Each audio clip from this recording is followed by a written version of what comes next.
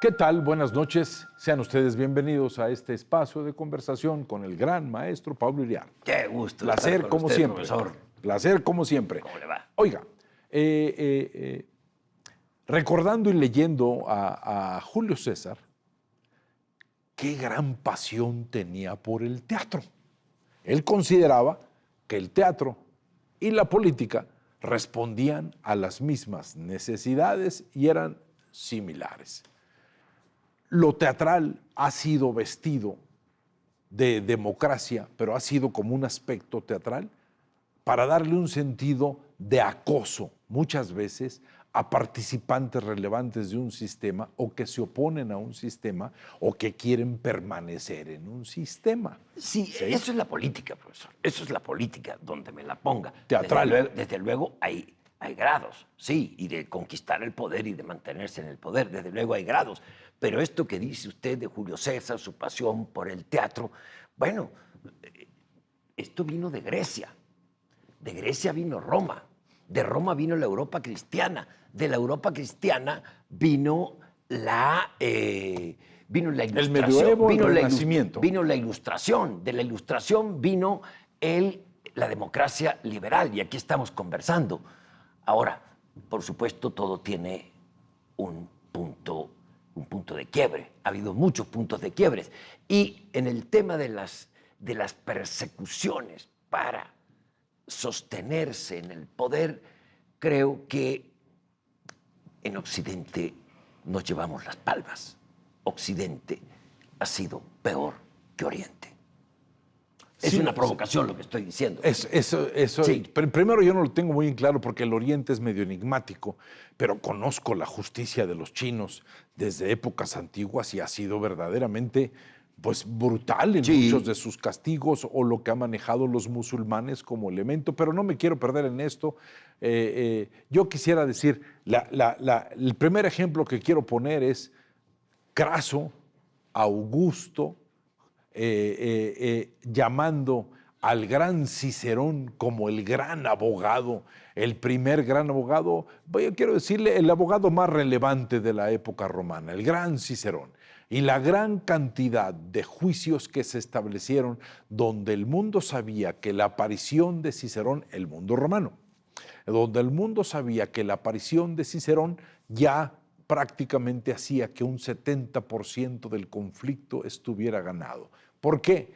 Por la retórica, no por la narrativa, por la retórica, la capacidad de transformación de los temas políticos en necesidades humanas y en explicación de bajezas del enemigo para poder descartarlos como tal, del cual también es víctima Julio César, de cual es víctima una gran cantidad de personas que lo único que querían, no sé si era una Roma mejor, pero sí eran de alguna manera luchar contra ese poder sostenido que era el Senado romano, y Cicerón se vuelve la primera gran figura políticamente con juicios que me llama mucho la atención, maestro. Bueno, creo que Cicerón es uno de los arquetipos del intelectual que no pasa de ser un hombre de ideas a ser un hombre de acción.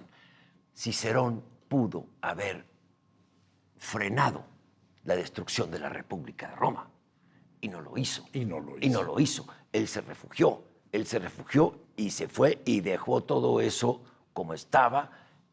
Su gran amigo César Augusto lo entrega, lo traiciona y al final lo matan. Lo aniquila. Lo hicieron pedazos en el triunvirato. Marco Antonio, Craso, Julio César y Craso. Bueno, perdón, no Julio César, César Augusto. César Augusto y Craso, Augusto que eran los defensor. enemigos de Julio César. Augusto era su defensor, su protector, y al final lo abandonó a su Pues suerte. se defendían, se protegían porque mientras había intereses económicos e intereses políticos. Sí, profesor, yo decía al principio esta provocación, que hemos sido los campeones en el acoso y la persecución en Occidente, porque fíjese que quizá utilizamos, y con bastante exactitud, a los mongoles, los bárbaros, como los más salvajes conquistadores que ha habido en la historia. No sé si sea así, pero como gobernantes no fueron salvajes, fueron tolerantes a las religiones y a las ideas. Tiene Pudieron usted razón, gobernar maestro. muchos años, incluyendo China.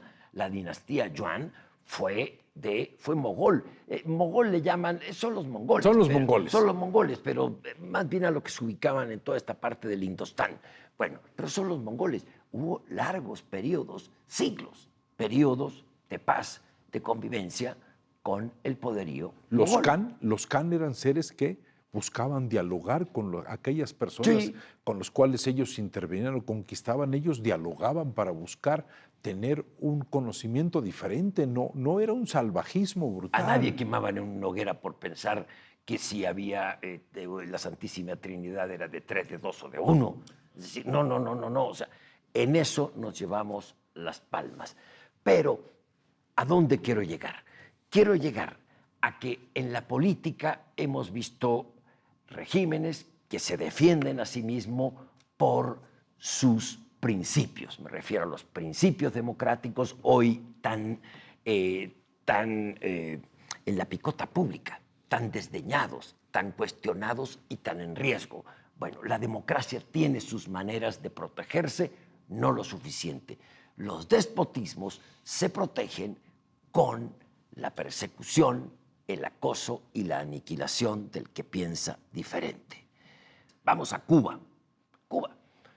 No están defendiendo el socialismo, no están defendiendo el materialismo histórico, están defendiendo el pellejo de los viejos comunistas que quieren morir en su cama porque de derrumbarse todo lo malo que construyeron. Al principio quizá con muy buenos ideales, con grandes intenciones, entusiasmaron a medio mundo, muchos de nosotros creímos en esto del hombre nuevo, de la sociedad más igualitaria, del fin de los privilegios, cuando resultó ser todo lo contrario, un desastre.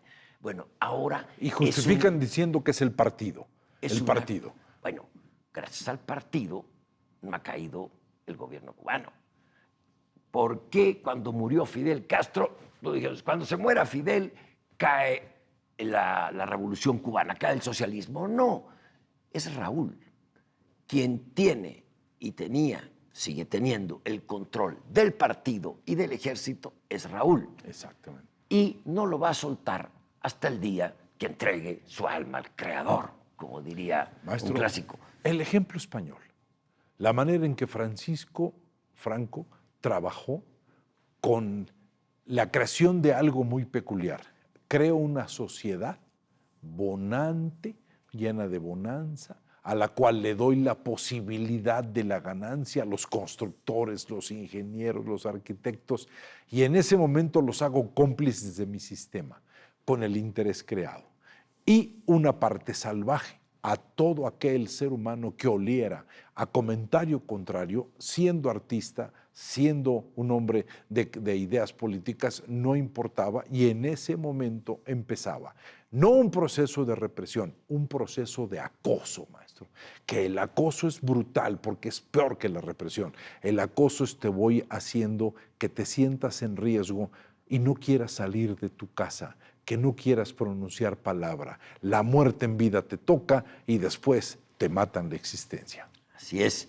Usted debe haber visto una gran película, de las más bellas que yo he visto, que se llama La vida de los otros, de la República, Sí, la República Democrática Alemania, la Alemania comunista, de un espía que sigue a un personaje y conoce plenamente su vida y al final se le presenta, oye, yo te conozco, es decir, meterse hasta la intimidad.